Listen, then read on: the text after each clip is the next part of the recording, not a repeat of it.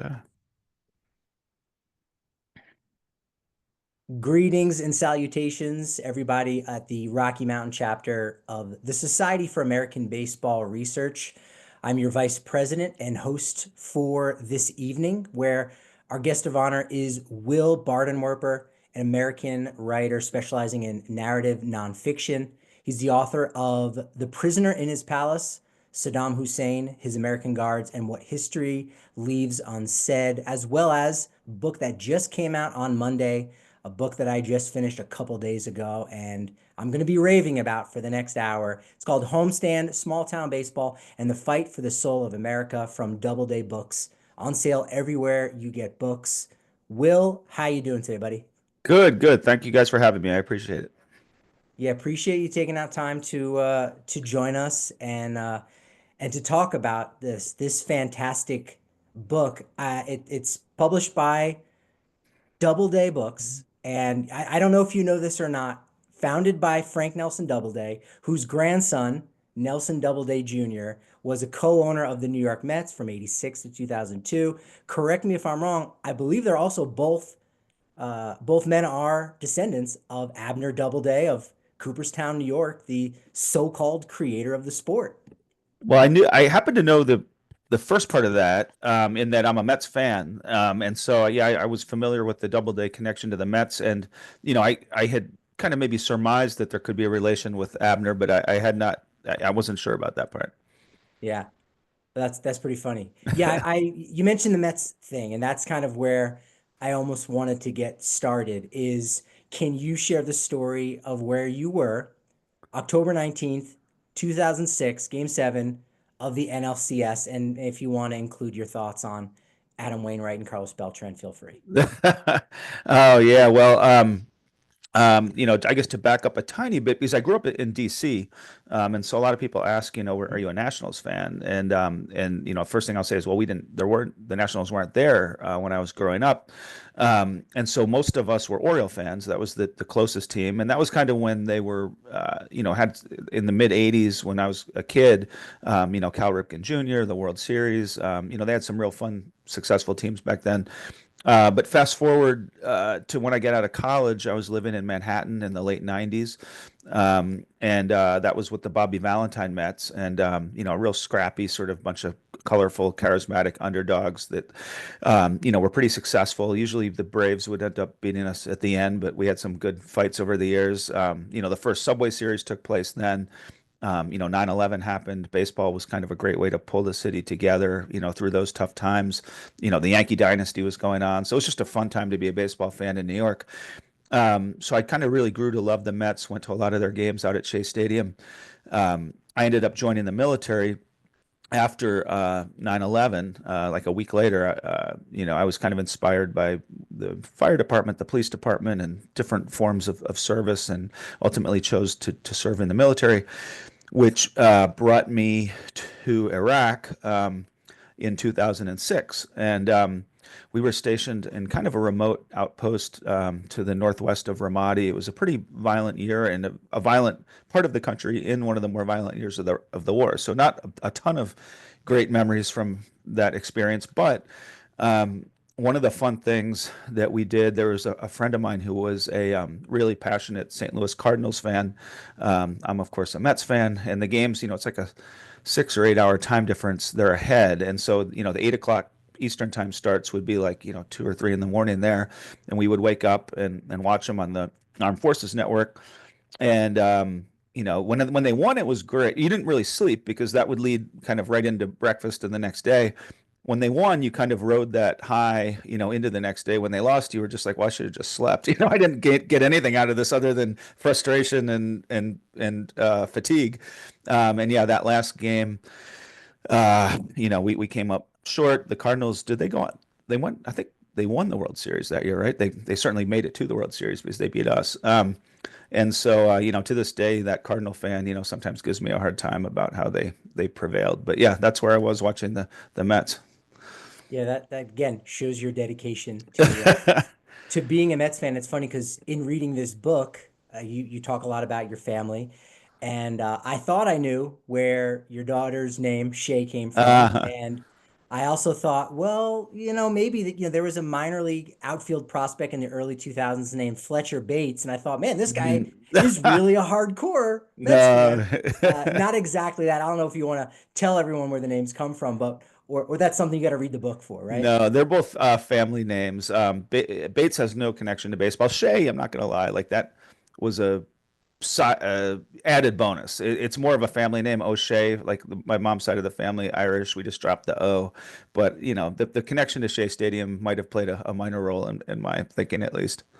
And I think Chipper Jones would have used the name first, right? Did that kind of give you pause a little bit that, Yeah. do I want my daughter to have the same name as Chipper Jones's daughter in Shea? It's funny. My one of the guys I've been working with more recently is a big Braves fan, and I was just going back. I think he mentioned the 1999 NLCS against the Braves, and I had kind of forgotten about it a little bit. Maybe I just kind of blocked it out, and I went back and looked at those games, and all those names were coming back to me. John Rocker and Eddie Perez, who was I think the MVP of the series, as essentially like a backup role player, and he just killed us. So yeah, it was a trip like many trips on Mets memory lane. It didn't end well, but Yeah, that train has still left the seventh station, and with Stephen A. Cohen. Do you sort of feel like, again, you can't read the tea leaves entirely or have a crystal ball, but as a Mets fan, do you feel like, what? I think we've got the owner that is going to get the job done and help us win the first World Series since '86? I mean, he might if someone's going to do it, I think it would be him. As I'm sure we'll get to a little bit. Like I have very conflicted feelings about Major League Baseball in general now, and sort of the economic model and what that portends to the future of the sport. But, I guess if those are the rules that we're playing with, I'd rather win than lose. I guess, we have we're well positioned to do that now. But the book, researching the book was kind of, it was, what's the word? I had mixed feelings about it because it kind of removed, it's kind of like seeing behind the curtain, of the wizard, and you kind of have these romantic visions, and then you kind of see how the sausage is really made, and it can be kind of disillusioning. So, yeah, so we'll see how it plays out. I think that leads into the start of your book, your epigraph. You've got a passage from F. Scott Fitzgerald, The Great Gatsby, that references the Black Sox scandal in 1919. I was curious why that was used and if it was ultimately because, in 1919 with the World Series being thrown there by the White Sox, if that was kind of, one of the first moments in the sport's history where the soul of baseball was lost, much like with the reduction of the minor leagues. Yeah, I mean, I think what it hopefully got at a little bit at least was this, the kind of the maybe the disconnect between what the sport I think historically has kind of meant, in the American imagination, and maybe the reality of what it is today. Maybe it always has been, but I think maybe more so today. And this the tension kind of between, well, the one argument would be, well, it's capitalism. It's they cut, if they want to get rid of a minor league team that they're spending $700,000 to support, that's their money. They can do what they want. They're running a business. And, I get that. Obviously, legally, they're totally and completely entitled to do that. I think what bothered me a little more was the fact that, they've at least always held themselves up as something that transcended, just business. They don't just make widgets or tires or, vacuum cleaners. They're kind of, they occupy a more exalted, place in our society. And they've leveraged that, through marketing. If you turn on the World Series, a lot of times they'll do a montage of, a kid playing catch with his dad in a cornfield, kind of this Norman Rockwell, you know, vision. And so I guess I'm just kind of trying to say you can't, it just, I don't feel like it's fair to have it both ways. On the one hand, you purport to be one thing, but then you kind of, make decisions that are going to really negatively impact, 40 small towns across America that have been supporting you for the last 100 years, and just kind of leave them behind. So it's that disconnect that I think that I found to be troublesome.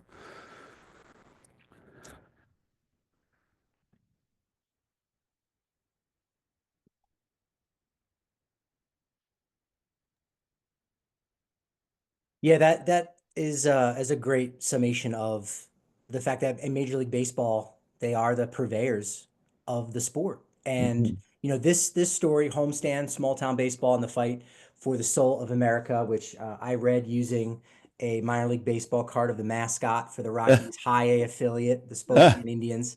It isn't just about the 2023 season for the Batavia Muckdogs, one of those 43 teams who was wiped off the mat. It was your writing is absolutely fantastic, and it really made me feel familiar with everyone that was in that story, and very emotional in the final 30 pages in the book. You do a great job weaving in, imagery of your own life and your grandfather watching you play, talking about Betsy and Ginny, and driving those 45 minutes at the beginning in the middle of winter, to get a glimpse and to get a taste of what the 2023 season is going to be like. I'm sort of curious what it's like writing about real people, and Hmm. how do they respond. I'm a journalist. I read about the Rockies, but I'm not critical of anyone. I don't think you are either, but Hmm. I might avoid maybe more than I should. I'll say that, and be Hmm. honest, certain sore subjects, whereas Hmm. you deal with those things very delicately. But I'm Hmm. curious about how people, when they read about themselves, which you've been doing Yeah. this for a long time, and some amazing articles Hmm. covering this subject and so many more. What is their response like about their Hmm. recollections of what transpired?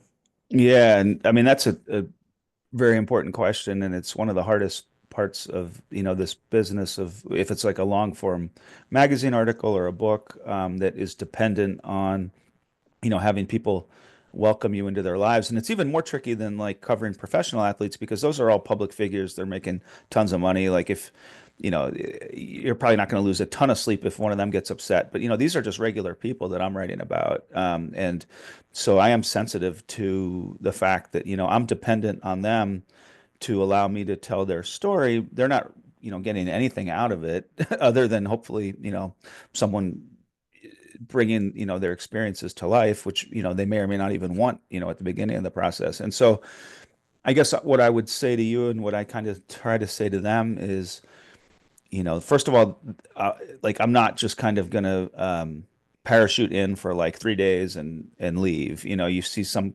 journalists do that, and they kind of come in with like a pre-cooked idea. They sort of come in, snatch it, and leave. Like I say, listen, I'm going to do the very best I can to really get to know you, to get to know the community, and to over time, hopefully, get at an accurate understanding of what's going on, and then communicate that as fairly as I can. You know, I think I try to be very transparent that, I am obviously a writer. I have a notebook and a pen out most of the time. So it's clear to them that I'm taking notes. I try not to blindside anyone but even so, when, because these aren't interviews, it's more just I'm hanging out, for like, hours in the bleachers or at a coffee shop or whatever. And so, it's just kind of natural that you become closer to them, than you would just like a typical person you interview for like half an hour. Um, and so I'm still sensitive to maybe, well, when they said that, did they really intend for that to be in a book, or were they just saying that because we've been hanging out for 2 hours, And so, um, again, like all I can really tell them is I'm going to try to be as honest as I can. I'm not going to go out of my way to reveal things that are going to like embarrass you in any way. But at the same time, I can't just like just gloss over stuff, then I'd just lose all credibility and the book wouldn't be any good.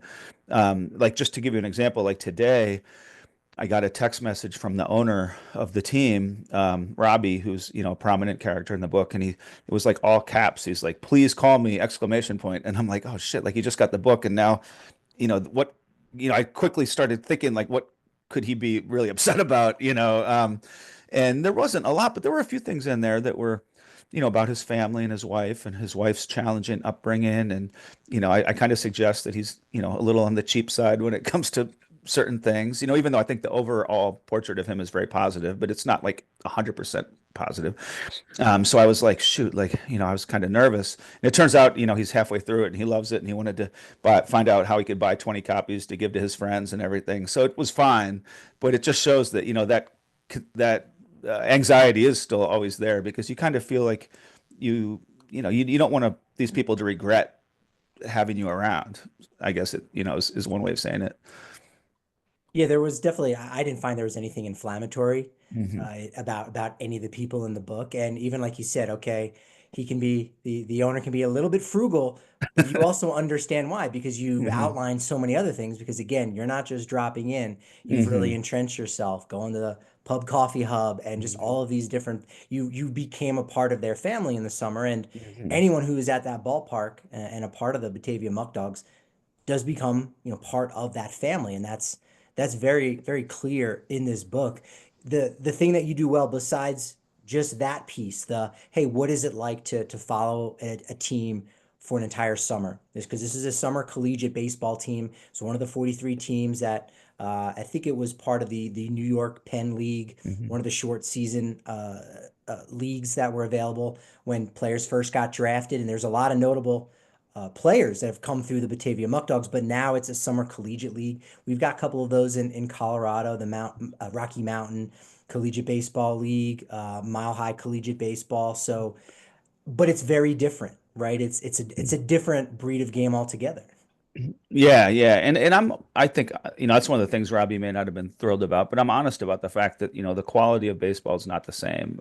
You can't tell me that what you're watching now in these leagues, I mean, there's some elite leagues like the Cape Cod League and stuff that is like top tier D1 guys that are all going to get drafted. But in this case, it's like a lot of, mid-tier Division 1, Division 3, maybe one guy on the team's breaking 90, there's like 3 home runs a season, whereas in the old Appalachian League that I wrote about for Harper's, there were games where it was Jacob deGrom pitching against Noah Syndergaard. Both guys are throwing 100 miles an hour in Bluefield, West Virginia. And so, there's no doubt that those communities are just not seeing the same kind of talent that they saw before.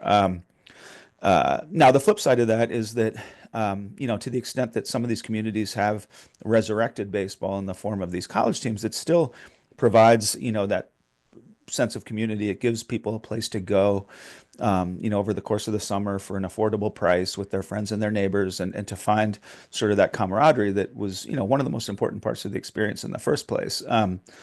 So it's not all bad, but where I get nervous is like where MLB will sometimes say, well, there hasn't really been any loss. It doesn't matter. Like whatever is there now is just it's not the wrong kind of baseball for them. It's just like a different kind of baseball, and they're just as well off. And my kind of the analogy that I would sometimes make to that is, well, that's like saying, well, we're going to take a wonderful, steakhouse out of your community. We're going to replace it with like a greasy burger shop, and just because people go to the burger shop because they like some kind of meat and that's all there is now, that's not evidence that they're just as well off as they were when they had the steakhouse. It's better than nothing, but they probably were still better having what they had before than what they are left with. I'm wondering if, and I wouldn't say you're heavy-handed at all in criticism of Major League Baseball, but one of the questions I had written down was just this idea that, do you feel that minor league baseball and, with that independent baseball, summer collegiate wood bats league, like, do they get the game of baseball better and the fan experience better than Major League Baseball right now? And again, we're in an area right now where we lost the Pioneer League. There was a team just down the road from Denver in the Colorado Springs Sky Sox, the first ever AAA affiliate from the Rockies. They went from 2018 being on the top rung of the minor league ladder to being on the bottom rung in short season ball to not existing once 2020 rolled around. I'm curious if it feels like, again, the soul of baseball is more with the minor leagues than it is on the business side with Major League Baseball. Yeah, I mean, I think there might be some truth to that. And then also, just thought I'd note just to your listeners, like when this book first like began as an idea, I was living in Denver and actually lived in a building that was, if you could hit a 700-foot home run, you would hit my apartment building. It was right across beyond the left field fence of Coors Field. You could see, if you're in Coors Field, behind home plate, and you look up, like down the line, you can see like the roof deck of this apartment, which is where we lived. So the Rockies, I'm a Mets fan, but the Rockies, I'll always have like a little bit of a soft spot for them. I love Charlie Blackmon and Arenado and, the players that were playing out there when I was there. But yeah, to answer your question, I do think that that there is something kind of special about baseball at that level that is less accessible now at the major league level than maybe I think that gap is more dramatic than it was 30, 40, 50 years ago. And I'm actually trying to get an essay in one of the newspapers here about that I've been working on. I don't know what's going to come of it, but I tell this story of kind of like your typical story of we were hanging out outside PNC Park. We live outside Pittsburgh now, 1 or 2 summers ago, and it was for the Mets. I knew like where the players leave to get on the bus, and I'd seen them out there before. So I bring my son, who's like 5. I'll say, "Hey, let's get an autograph," and all the players just like walk by and no one gives an autograph. And I was like, this is kind of a bummer. And then I stepped back and I was like, well, these guys probably get pestered a lot, and I should be more forgiving. Like, they have a lot on their mind or whatever. But then I stepped back again and I'm like, well, wait a second. Like Francisco Lindor, I did the math. He made $230,000 that afternoon, like for one game. Literally, if you do the math on a $34 million a year contract and then break it down by game and by inning, the numbers are like staggering. And it got me to thinking about, Roger, the book, The Boys of Summer by Roger Kahn, the famous book about the Brooklyn Dodgers. And he talks about, these players a few years after they retired, and he would find like, all-star, if not Hall of Fame caliber players, like working construction or tending bar, I don't think anyone would suggest that, if you're the best in the world at something, you should probably have to be working construction after you retire. I don't think that's right either. But I think the pendulum has swung so far to this other extreme, and these players are now inhabiting a world that is like not even the same planet that most of us are on. And so I think it's inevitable that some part of that connection between player and fan is going to just kind of get lost. And like you said, at the minor league level and at the college level for sure, that's not the case. These were just in the case of Batavia, like it was just cool because these were like the little kids loved it because they could get autographs. They didn't know the difference between Bryce Harper and some Division III guy that was signing. It's just a cool looking guy in a neat uniform that's signing your autograph. They could run on the field. They could play catch before the game. There was like this connection that developed between the players and the fans, and the players loved it too because half of them had probably never had anyone ask for their autograph before, and now they were like celebrities, and so it was like this really cool, sort of symbiotic thing. And I just don't think you're going to see that anymore, just because professional sports have just become just like the scale of it is now just so different than it ever has been. Yeah, the word customer service comes to mind in the major leagues, and some teams, will do it better than others. The Rockies Hmm. do a good job, and a Mhm. lot of Yeah, they teams do. I will might. say the Rocky like ushers, like I went to church at just right there was a little place near us, and it was largely Latin, Spanish speakers, but they totally like welcomed us. And one of the guys there was a Rockies usher, and we got to know him, and it was really cool because we would, don't tell anyone this on the Rockies, but yeah, we would we'd buy like the cheapest ticket possible in the nosebleeds, and then his section was like right behind home plate, and he would always just like give us like a third row seat at Coors Field. So no, but he was all of the people there I thought were like super super nice. The names and genders have been changed for that story, so there you go. Now you don't know what usher that was, Yeah, right? yeah, yeah. But yeah, teams, will sometimes have their appointed customer service time. The nice thing, if anyone does go down to spring training, we're in that time of year. As of the recording on March 12th, the Rockies will have, a 15-minute session before every game where there will be two players, signing out there. And for the first game of spring training this year, they had two of their top prospects, including Chase Dollander, who's, battling for a spot in the rotation. So they do a good job of that customer service at certain times, whereas 24/7, these guys who, are part of people's families, they're at the game, as you said, you can reach out and touch them and they're going to communicate. There is a much better customer service, I think, at the minor league level. I think throughout minor leagues, and particularly in the case of Batavia, as you mentioned with Denver, there are some Easter eggs throughout this book for anyone who's a Rockies fan, or if you're in the Rocky Mountain region. There's a reference to John Elway in there. There's a young man who plays for the Muckdogs named Nolan Sparks, Oh who was yeah. raised in Denver, drafted in 2024, plays for a team you might not want to root for, but go check that out. Go read the book. You'd also talk about the second man ever elected to Cooperstown in Rockies history. No, not Todd Helton. Yes, Jim Leland. He was Hmm. actually the second. Rockies legend Daniel Descalso gets a mention. You have some excerpts from Bull Durham creator Ron Shelton's and his somewhat harsh take on Commissioner Rob Manfred. Your family has a connection to Manny Ramirez, and so Hmm. many incredible statistics. We all love statistics here. Just going into how many minor league teams there were in 1949 and how there's just a fraction of those that still exist now. American born black players, how many of them were around on opening day rosters in 1991 and how much it's shrunk going into the opening day of 2023. So you hit on sabermetrics, and that word also even appears in there. So again, a lot of really great Easter eggs throughout this. I'm wondering if at a certain point for you, because again, this is only partially a story about that community, but it's also how baseball has changed and how minor league baseball Hmm. has changed. I wonder if you had to stop yourself with some of the rabbit holes because you do an Hmm. amazing job of telling like the modern story and the history of baseball and checking off so many different boxes with the Astros sign stealing, the Field of Dreams game, like so many different things. Did you have to almost pause yourself at a certain point, or as a writer, you got to go down every avenue and extinguish every, possible outcome that you could possibly uncover?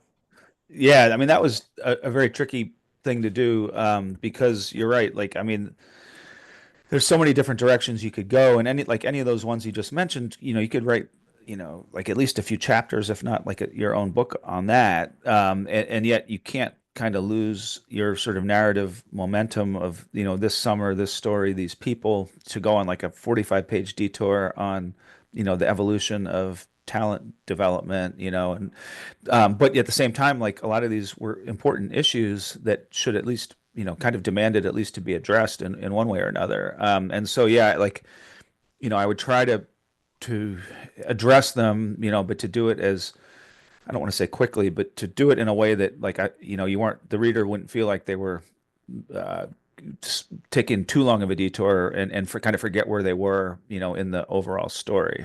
So there was a little bit of a balancing act that I had to do there. Definitely some areas where I could have gone on, for a lot longer. And maybe some of your, group would have appreciated that because it's stuff that's super important to you. But like your average reader that doesn't know that much about baseball would be like, well, I don't really want to read 30 pages about like, what happens when the draft gets cut from 40 rounds to 20 rounds, or, how important is it that an organization has this many minor league teams versus that many teams, what happens if college baseball replaces minor league, like there's all these things that are very interesting, especially to baseball fans. But, I had to also keep in mind that not all my readers would, be as interested in some of that stuff. Yeah, you did a great job with creating that connective tissue with the Mhm. things that are going on in the game and how it does relate to this, small community and how the game has changed and how it is impacted, 43 different cities around, the US because of minor league baseball shrinking down. Did anybody from the town kind of communicate to you like how much harder it was losing the minor league affiliate in 2021, considering, again, as I mentioned with the Sky Sox, you go from we're alive in 2019, the pandemic hits, there's no minor league season, and now, sorry, but in the game of musical chairs, there's no chair for you. So you never get that opportunity to actually say goodbye to that thing that it's been for a very long time, still there, but in a completely different capacity. Yeah, I mean that's exactly what happened. And just to frame that, through my experience, like, it was the fall of 2019 when these rumors began to float. And at that point, our family, we had moved from the apartment by Coors Field down to near was it Washington Park, not too far from there. We were just renting a house down there, and I remember I was at a coffee shop, when I first read that, and I thought to myself, this doesn't seem like it's going to end well for these 40 towns. And I played baseball all the way through 2 years of college. I was familiar enough with it to know what these teams meant to these places. And so I had put together what I thought was a good proposal to do a book that was going to take me to tell the story of the last season of the Appalachian League, because they were one of the leagues that was rumored to be, that was going to get cut. But at that point, they were going to play like that final season. And I just thought that'd be a really cool way to like chronicle the final season and explain what it had meant for like a century and what was being lost. And then, of course, we all remember what happened winter of 2020, January, February, March is when COVID first emerged, really. And, I remember every day I'd check and I'd be looking at like the case numbers and the different lockdown restrictions that different states were doing, and kind of just kept hoping that somehow this would go away and we'd still have baseball that summer. But it looked progressively worse until eventually they did cancel that entire season at the minor league level. And then not too long after that, they made the announcement that these teams had all been cut. And so you're right. I mean, there was never even a chance to say goodbye. Luckily, someone read this whole book basically resulted from the fact that someone read that article. I ended up sort of salvaging all that research in the form of that Harper's article that talks about what the Appalachian League had been and what was lost, even though I didn't have a chance to go down and like watch the games myself.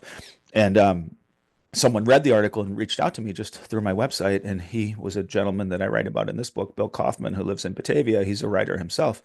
And he said, your book or your article, really resonated. It reminded me so much of the experience that we have here going to Muckdogs games. I'd love to get together.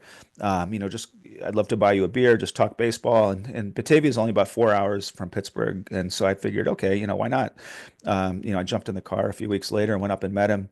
He introduced me to some of his fellow Muckdog fans, and kind of one thing led to another. And I'm like, what? Maybe there's a story here, in that, it captures a lot of the same themes of what was lost in Appalachia, but they've developed something new, and it's just a really colorful. I was just struck by like how colorful the people were, how welcoming they were, and how much baseball meant to their lives, and that's kind of what led to this book.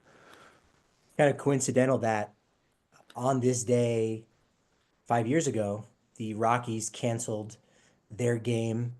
It might have been against the Mariners, but they canceled the game right at the beginning of COVID.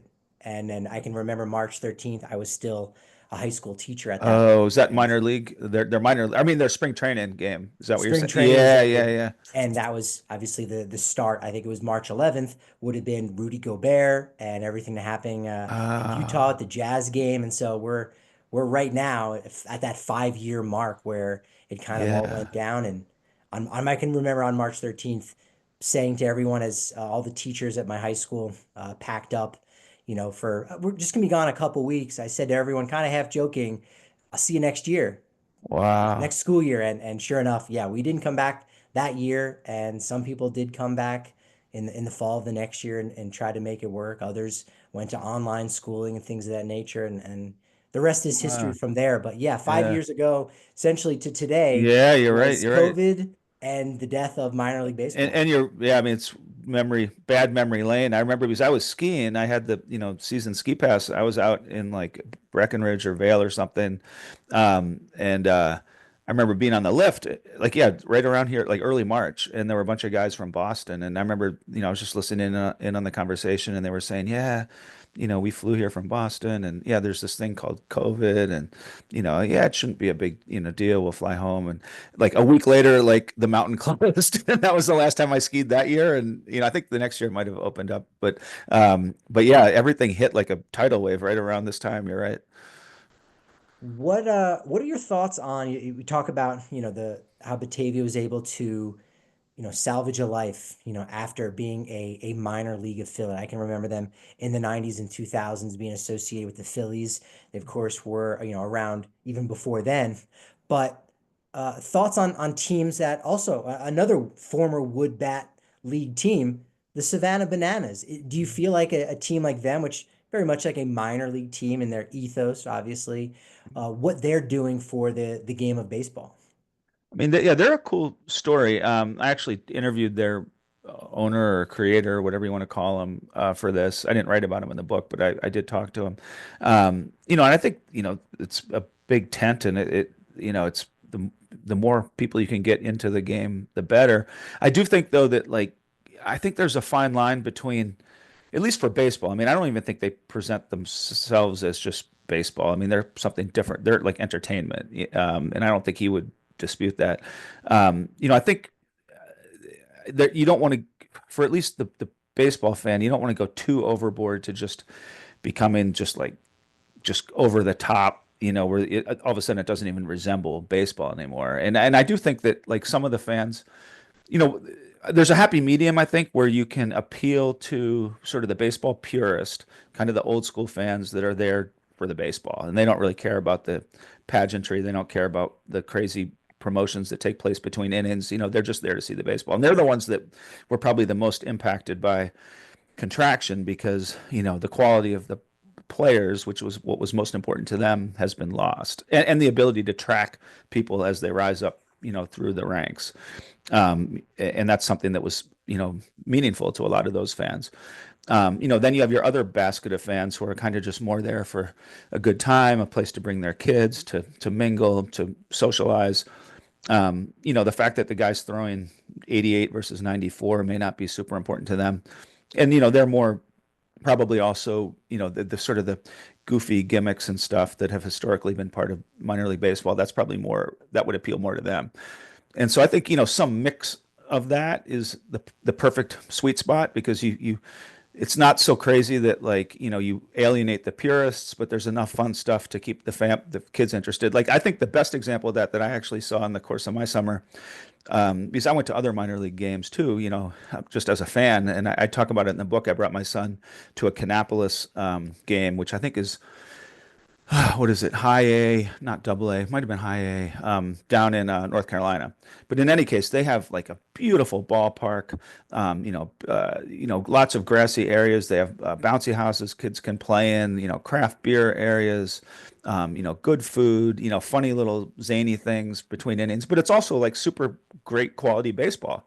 And so that's like, I think that was like the sweet spot of good baseball, good time, a little bit of everything. I think the Bananas obviously go to one big extreme, which is good for that, but I don't think that's like the answer for baseball writ large.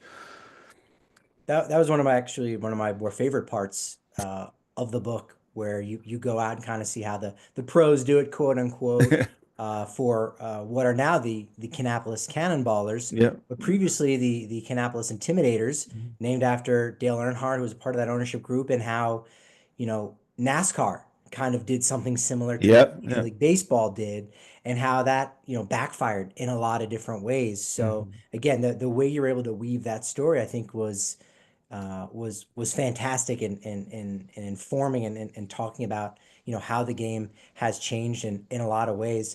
There's one line in there that I think that was really curious. That curious might not be the right word, but I can remember from my own personal story when there was a time when Alex Rodriguez got popped for PEDs. Mhm. Like the best player in the game was using, and it was at a time in which it seemed like less and less guys were using it. There were less of those rumors. The testing was more plentiful, but it made me just it broke my heart because it was like, if this guy's doing it, I mean, what does that mean for everyone else? And I love my baseball history, and it felt like, well, now when I talk about the greats of the 90s, Mhm. it can be kind of poo-pooed away because, well, sure, this guy had more home runs than that guy from the 50s or 60s, but we know he might have been using Mhm. something. My uncle, who was a Mets fan and still is, he swore off baseball after the strike and the lockout from 94 to 95. And so like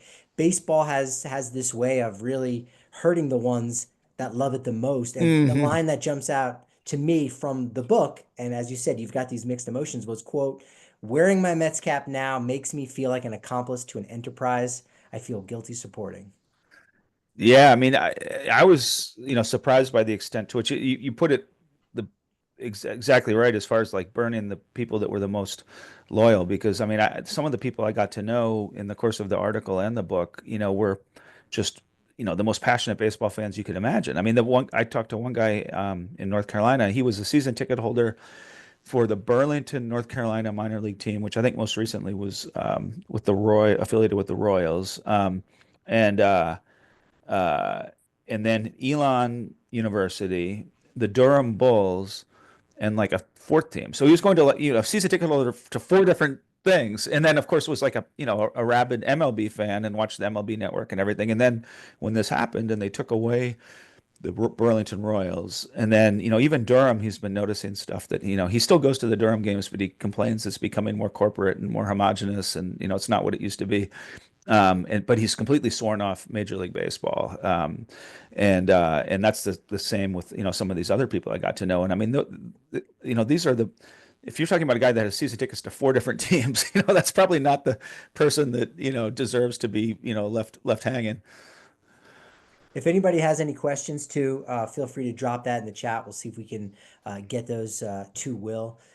I'm curious your take because you were there in North Carolina, and there weren't a ton of North Carolina teams I think that were impacted by the death of the Appalachian League as far as being an affiliate league. I'm curious your thoughts on if Charlotte is the one city I think for North Carolina. Although I think there's a group in Raleigh too that's also trying to make a push to get Major League Baseball. It seems like Nashville in that region is probably the Mhm. top city when it comes time for expansion. Do you think a city like a Charlotte or a Raleigh could be really supportive of team number 31 or 32 in Major League Baseball come 2030, 2031, give or take 5 or so years? Yeah, I mean that's the same rumors that I've heard with Nashville, Charlotte. I hadn't heard Raleigh, but that wouldn't shock me. The Hurricanes hockey team, has a lot of support, and yeah, I mean that's a baseball rich area. I mean college baseball is huge. The ACC down there, just really good baseball. And and then yeah, like the minor league presence down there has always been strong and well supported. Yeah, so that would not shock me to see them get a team, and I think they'd probably. I mean, because there's really nothing between DC and Atlanta, and there's certainly a lot of people between DC and Atlanta, and a lot of places that have traditionally supported baseball. So I mean, I think that would probably make a lot of sense. The thing that your book does incredibly well, Homestand, Small Town Baseball, and the Fight for the Soul of America, it creates a mystique in a way surrounding Batavia and that community and the baseball that's there. I don't, it didn't seem like you were trying to do that, but throughout the course of 200 plus pages, you go through the fact that there just aren't any undiscovered talents anymore. There's no more lottery tickets in the 40th round of the draft. There's no future Hall of Famers plying their trade in a stadium with only 2,000 seats anymore. The technology tells us almost everything about who got lucky or who got unlucky on any given play. Is that a big part, do you feel like, of this book or of that community? The fact that again, it's baseball at its purest form in the minor leagues and in summer collegiate wood bat leagues like the Batavia Muckdogs. Yeah, I mean, I wanted to be at least a little careful not to just kind of fall prey to what a lot of baseball writers do, which is just kind of, and it's hard not to, because we love the game and you can just become like totally sort of pie in the sky, romantic, and kind of you know, just kind of go too far overboard in that direction where, just kind of it becomes like a cliche. But at the same time, I was doing another interview and the guy said, there's a reason probably why that happens, that it has that effect on people. They're not just imagining it, like it's actually doing it. Um, uh, and this may not be the right group to, express this thought to, as far as, analytics. Although the more Saber people I've talked to, I realize that it's, maybe my understanding going in is a little different than what a lot of times it seems like you're just baseball fans. It's not like every single member is like, an obsessive, statistical person, despite the name. Um, and so, but I do make I do observe in the book, the fact that like, I think, thinking about like what is at risk of getting lost, I think to my great uncle who was a Brooklyn Dodger fan and like a lot of fans of that era growing up, he would listen to the radio in his bedroom, and it was Red Barber was the announcer back then, this famous, announcer. And I went back to actually look at, expressions and the things he would say, and just unbelievably, creative and colorful. And then you think down through the years to like Vin Scully, and as an Oriole fan growing up, John Miller, he's on ESPN, did Sunday Night Baseball, and even Bob Costas. There was like a poetry and a creativity and a romance to the games that you would listen to that was like really could be beautiful.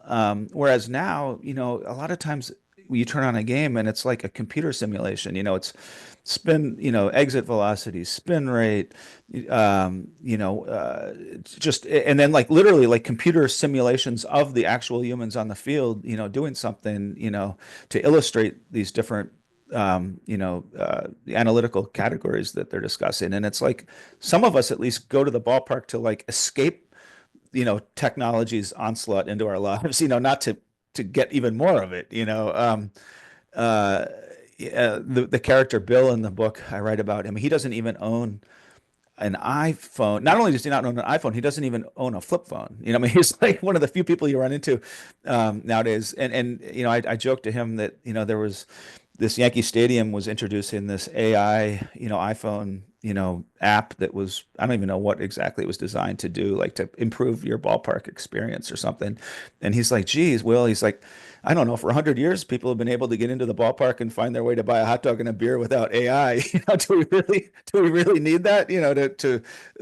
And so, yeah, I am a little concerned that like, is kind of like, is nothing sacred? Do we really need technology to intrude on like every single element of everything that we do? As somebody who covers baseball professionally and tries to know everything about everything, which is an impossible task, but I still keep trying. There was still something that I learned in this book that I wasn't aware of that has a lot to do with that technology. I did not realize that, despite the Appalachian League and it's now like the MLB Draft League. Hmm.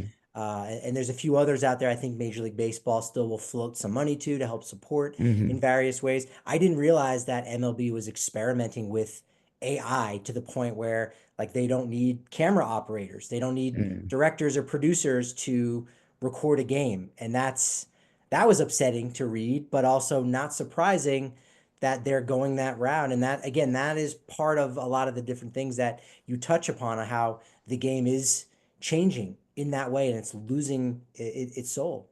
I mean, the argument, I mean, this is probably of the most interest to at least some of the Saber people, but like, the evolution of just, yeah, like what will the future of the minors look like? And I think there is at least, this prevailing philosophy now, and I don't think it's shared by everyone in the major leagues. I think maybe the majority of owners and general managers, but not all of them. But the general, I think, philosophy is that with the technology we have today, with the analytical prowess, it's a lot more efficient to just send a player, a handful of players down to a facility in Arizona or Florida, run them through like almost like an NFL combine kind of thing, maybe a few simulated games, and to spend, you don't need 100 games a summer in 160 towns with old school scouts, sitting out there with notebooks watching 9 innings, with hundreds of guys. It's an antiquated system. And it's more expensive, obviously. And so that's kind of the dominant strain of thought as to like why we don't need these teams. I think, I think there's some validity to that. I think, other baseball people will push back even against that, and they'll say that there's just some things you can't evaluate even, you can't evaluate in that kind of a controlled setting, and that having an actual game in an actual place, over a course of a season is still the best way to get, a multi-dimensional look at someone's potential. But anyway, that's kind of the debate that's taking place. But none of kind of beyond that is, you know, gets back to our question of, baseball as a business versus, do they owe anything to these places? And is there something, from just a business standpoint, is it helping baseball to make its footprint across America smaller? Like, even if you determine that it's not the most efficient way to get guys to the major leagues, maybe it is still a valuable way to, broaden your reach and remain popular. So in an era where they're worried about, fans getting older and maybe, losing fans, is cutting, your exposure to 40 cities across America the right thing to do? Yeah, it's financial efficiency. And as you were almost alluding to, there has been some discussion very, very quietly because it's still in the early stages and Hmm. there's kind of bigger fish to fry with the CBA expiring after Hmm. 2026, which Hmm. some people are worrying that there's going to be another work stoppage. I know I am. Hmm. But as you were kind of touching on, there's been some conversations behind the scenes of going from even 120 down to 90. I think you even do kind of Hmm. touch on that idea in the book that, hey, you know what, we've got college baseball. I mean, all the other Hmm. sports use college as Hmm. that platform for guys to jump in as the breeding ground. So let's kind of do that as well. We've got the complex league, so they can just kind of play in the spring training facilities Hmm. when it's 120 degrees in Phoenix. We don't talk about that, but we can go from 120 to 90 and still spend the same amount of money. We can pay the guys a little bit more, and it makes us look good for that reason. But at the end of the day, we're still spending the exact same amount of money. Now there's just less opportunities. Hmm. Hmm. Yeah, and the money's, there. Like we're talking, they saved $700,000 for essentially per season per team they cut. That's one major league minimum salary. Like we were saying before, I mean, superstars are making that in an afternoon, so does, kind of losing your foundation in like all of Western New York or all of the Rocky Mountains, is it worth saving 700,000? I think it's one of those things that a lot of it comes down to also short-term thinking versus long-term thinking. Yes, your balance sheet is $700,000 better this year, but how's that helping the growth of the sport or the sustainability of the sport 10 years from now, 20 years from now? And that's kind of, not to get go down a rabbit hole, but you see that same kind of thinking in different other industries. Just today, Southwest Airlines, they said how they're going to get rid of the free bags and some of the other customer service things they used to have, and that's probably going to help them, right now and in the next quarter. But how's that going to look 10 years from now, 20 years from now? So it's kind of this short-term profit motive versus the long-term health of your business. And I think baseball is now too much focused on the short term at the expense of the long term. The book Homestand is very uplifting, very uplifting. But the question that we've got from our president of the Rocky Mountain chapter of SABR, John Salvino, is whether or not this topic, which you had to research, again, I think you paint a beautiful picture about how baseball is still thriving in these places that Major League Baseball has not just forgotten, but has just kind of pushed aside. So the Mhm. book, not depressing, but as an author, as a Mhm. writer, Mhm. did it feel depressing because of how you had to go about, researching this and approaching this? Yeah, a little bit. And that I just saw his message, and it reminded me. I just got an email yesterday that touches on that from that guy in North Carolina, who had the season tickets to the four different teams. And what did he probably said it better. Let's see if I can't find it here, I'll give up. But Um, man, I don't want to waste your time. Yeah, I can't find it right this second. But yeah, that's kind of what he was alluding to. He's just like, it just depresses me, to see some of this stuff happening. And, I used to enjoy those nights at the ballpark so much. And yeah, there was an element of that, that was demoralizing. But then, whenever, if I did get a little dejected, I would then, I'd spend more time in the bleachers with the people that I got to know, in the course of writing the book, and we would still there was still something there that was special, regardless of who was on the field, and I think it brought them and myself, a tremendous amount of happiness. So I'd like to think that, maybe part of that was a little bittersweet, but it was still there. And it was almost, in a sense, almost more special because it's like once something is taken away and once something seems like it's kind of in jeopardy, you appreciate it even more. So I think, maybe before people almost took it for granted that it would be there forever, and now they almost lost it forever. Or were confronted with the fact that it would never come back, and now there is something there, and so they kind of treasure it maybe even more than they did before. Well, my last question, my personal Mhm. question. Up to this point, none of these are personal questions. I'm doing the job, right? No, but it got me thinking because again, there are so many different topics in this book that make me want to go down a rabbit hole or learn Mhm. more about X, Y, and Z, Mhm. right? Batavia, as one of the residents described it, It's got a bowling alley and Mark Twain's grave and the Batavia Muckdogs, right? So it's got that. But nearby, you said that there was a scene early on in the film, The Natural, starring Robert Redford, who went to CU Boulder.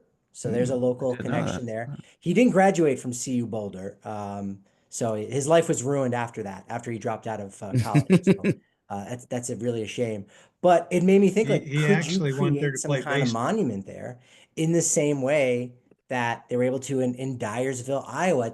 It's a different movie, it's a different thing altogether, but it sounds like they don't necessarily, no one has capitalized on something like that, whether it's the nearby town or whatever. But was there any discussions or conversations about like, hey, you know what, this is actually a pretty special place. Maybe we can do something with it. With with the farm the natural was set on. Yeah, no, I mean I had no idea. I think I had read that the baseball scenes had been filmed at the old municipal stadium in Buffalo, where the New York Knights, the fictitious New York Knights played. But no, like when this character in the well, he's not a character, he's a real person, Russ Salway, who's a Batavia fan and would host the players in his basement. Back when they were in the minors, he actually hosted, I think, this. Descalso was one of the guys that he got to know. And it's cool. Like Descalso actually invited him to a game when he was on the road visiting Pittsburgh, and Russ drove down with his kid, and Descalso brought him out to dinner. I mean, just a connection of an example of these connections that resulted from having those teams. But no, he's like, yeah, you should check out this farm. That's where Robert Redford was throwing rocks, to the window that Glenn Close was, where she was living or whatever. And I said, I had no idea. I always thought that was Nebraska or Iowa, because I didn't know this part of New York was as agricultural as it was. But yeah, he showed me, we drove right up and saw the farmhouse, and there's someone living there, and we just knocked on the door and said, hey, do you mind if we just kind of look around and take some pictures? And she was totally cool. I mean, everyone, that's what's so great about this book. Everyone was just so welcoming and friendly and yeah, so that was just one fun little anecdote from there. Homestand is the name of the book. Small town baseball and the fight for the soul of America. This was one of my favorite baseball books I've ever read, and I've read a lot of them. I appreciate you joining us. If there's anything else you want to plug, I'm a podcast host in addition to being a journalist. So this is where you just say, hey, go ahead and plug away. Or if there's anything else, you want to add about this book or anything else, the floor is yours. No, that's it. I mean, please just I'd ask you to pick up a copy. Actually, I used to go up to the Boulder bookstore when I lived in Denver, and I contacted them just because I used to like it, and they said they have the book. They're big. The guy that I talked to is a huge baseball fan, so if anyone's near Boulder, give them your business. Otherwise, you can get it on Amazon or anywhere else. And if you like it, just please help spread the word. That's the challenge for authors like me is just getting the word out. Because the industry now, it's sort of dominated by like the same 20 big names, and it's just hard to break through the noise. So if you see something and you enjoy it, just tell one or two of your buddies, your neighbors, and kind of just like a grassroots campaign is kind of is one of the most effective ones that we can have. Everybody on this call is going to see themselves in one of the characters in the book. We've got Kurt Wells, who's one of our longstanding board members, in the chat. He was a host family for Ah, Charlie Blackmon, Matt Holliday, oh a ton wow. of guys once they got to the majors. We've had baseball scouts like Tom Wheeler, who's a great member in our chapter. So scouts are going away. You talk about that in the book. We had, as a member for a very long time, a guy who was a former general manager in Major League Baseball, and so many other people that I think can see themselves in the characters in the book, in the jobs and the roles that they have with the Batavia Muckdogs or in the region. So I think everybody here is definitely going to make a connection with it, and Great. we'll enjoy it. Yeah. Great. Well, thank you guys for having me. I really enjoyed it. I appreciate it. Thank you so much, Will. All right. Have a good night. Thank you.